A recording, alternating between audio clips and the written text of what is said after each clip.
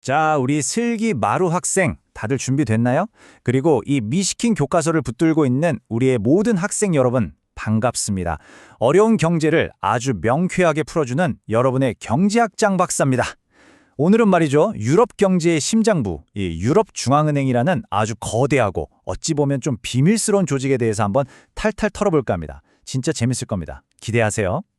자, 여러분, 제가 퀴즈 하나 내볼까요? 유럽연합 EU 있잖아요. 여기 나라가 27개나 되는데 그중에 상당수가 유로라는 돈을 같이 쓰죠. 그럼 상식적으로 생각했을 때 돈이 하나면 중앙은행도 당연히 하나여야 하지 않을까요? 근데 말이죠. 실제로는 중앙은행이 27개나 있다는 사실. 어때요? 뭔가 좀 이상하지 않아요? 우리 슬기 학생, 이거 어떻게 된 걸까요? 네? 교수님, 진짜요? 아니, 돈은 하나인데 은행이 27개나 있다고요?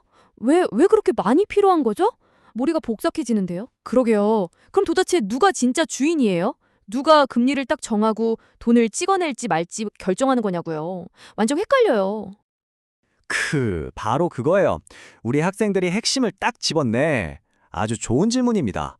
그래서 오늘 우리가 할 일이 바로 그거예요. 이 경제학장 박사랑 같이 명탐정이 돼서 이 미스테리를 한번 풀어보는 겁니다. 유럽 통화 시스템이라는 거대한 성이 있다면 우리가 그 비밀의 문을 하나씩 열어보는 거죠. 자, 탐정 모자 썼죠? 돋보기 챙겼죠? 갑시다! 자, 첫 번째 단서 나갑니다. 집중하세요. 이 모든 혼란의 원인이 뭐냐면 바로 유로 시스템이랑 유럽 중앙은행 시스템, 줄여서 ESCB라고 부르는 이 두 녀석 때문이에요. 이름이 너무 비슷해서 헷갈리거든요. 오늘 이것만 확실하게 구분하고 가도 여러분은 절반 이상 성공한 겁니다. 제가 아주 그냥 싹 정리해드릴게요. 이 둘의 차이를 알려면 우리 타임머신을 잠깐 타고 과거로 가봐야 해요. 자, 1998년 6월 1일 유럽중앙은행 ECB가 딱 설립됩니다. 그리고 바로 다음에 11개 나라가 우리 이제부터 유로 쓸래 하면서 유로존의 역사가 시작되죠. 지금은 이게 19개 나라로 늘어났고요. 바로 이 과정에서 우리가 오늘 알아볼 두 개의 시스템이 만들어진 겁니다. 자, 여기 교과서에 있는 그림 좀 보세요. 이게 바로 ESCB, 유럽중앙은행 시스템을 보여주는 지도예요. 이걸 쉽게 이해하려면 혹시 어벤져스 알아요? 딱 그거예요. EU 회원국 27개 나라의 중앙은행에다가 대장격인 유럽중앙은행, ECB까지 모두 한자리에 모인 그야말로 어벤져스 총출동 상태인 거죠. 중요한 건 뭐냐? 아직 유로를 안 쓰는 나라들까지 싹 다 포함된 그냥 어벤져스 전체 조직이라고 보면 돼요. 아, 교수님, 그러면 유로 시스템은 뭐예요? 어벤져스 전체가 ESCB면 유로 시스템은 뭐죠? 오, 아주 좋은 질문. 바로 그거지. 자, 이 표를 보면 답이 딱 나옵니다. 가장 결정적인 차이는 딱 하나. 유로화를 쓰느냐, 안 쓰느냐예요. ESCB가 어벤져스 전체 멤버라고 했죠? 그럼 유로 시스템은 뭐냐?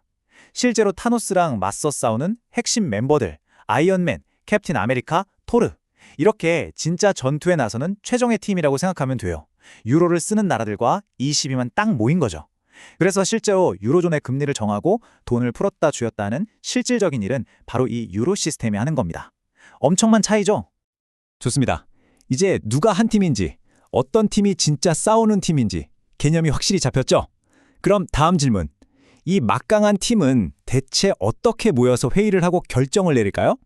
이제 그 심장부, 진짜 컨트롤 타워 안으로 들어가 볼 시간입니다. 자, 우리 교과서에 있는 이 그림을 봅시다. 이게 ECB의 의사결정 구조인데요. 와, 보자마자 머리 아프죠? 선도 많고 네모도 많고 괜찮아요, 괜찮아. 쫄 거 하나 없습니다. 핵심은 딱 3개예요. 여기 보이는 정책위원회, 집행이사회, 그리고 일반위원회. 이 3가지만 알면 끝입니다. 우리 하나씩 도장 깨기 해봅시다. 자, 이 복잡한 그림에서 제가 딱 한 군데만 확대해 볼게요. 다른 건 다 잊어버려도 좋은데 여기 이 정책위원회만큼은 절대로 잊으면 안 됩니다. 여기가 바로 ECB의 두뇌, 최고 사령탑, 컨트롤 타워, 모든 것의 시작과 끝입니다.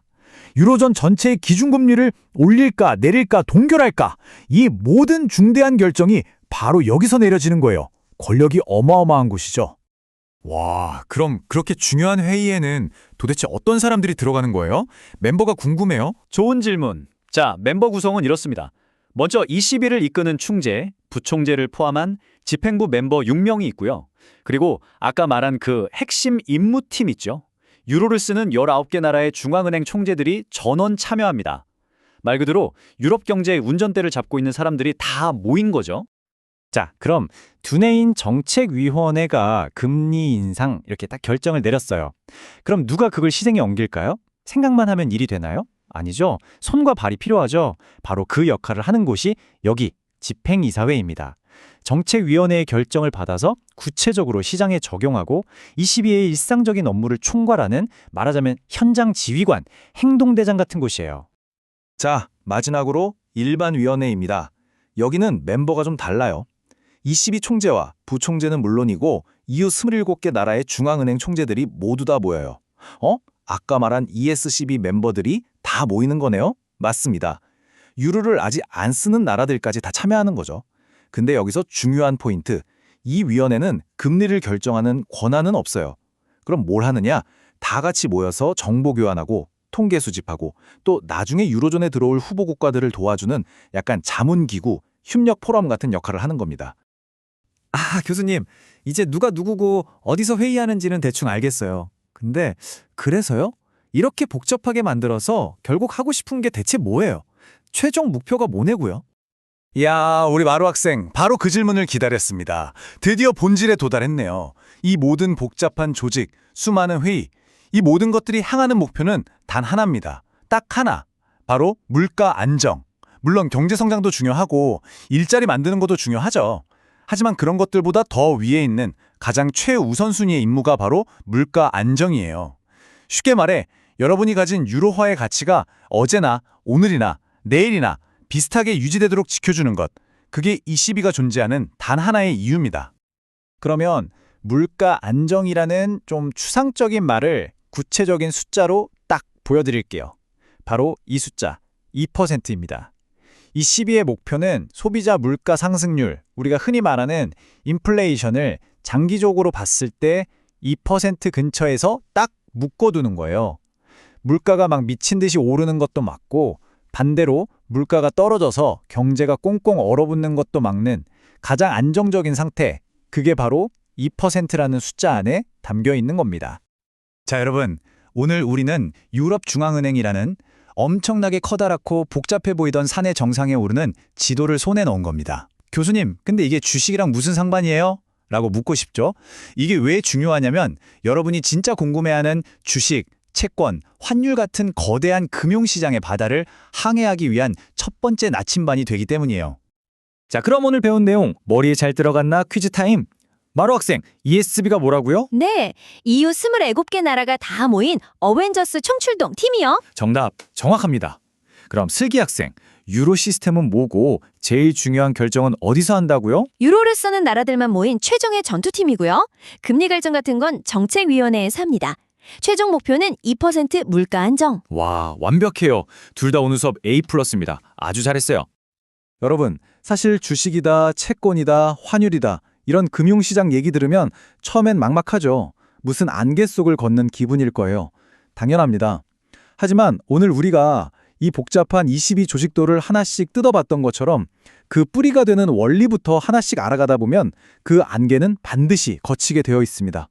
오늘 우리가 배운 22의 작은 금리 결정 하나가 전 세계 주식시장과 환율을 어떻게 뒤흔드는지, 그 거대한 톱니바퀴가 어떻게 맞물려 돌아가는지 이해하는 것, 그게 바로 금융을 정복하는 첫걸음입니다. 절대 어렵지 않아요. 여러분, 할 수 있습니다.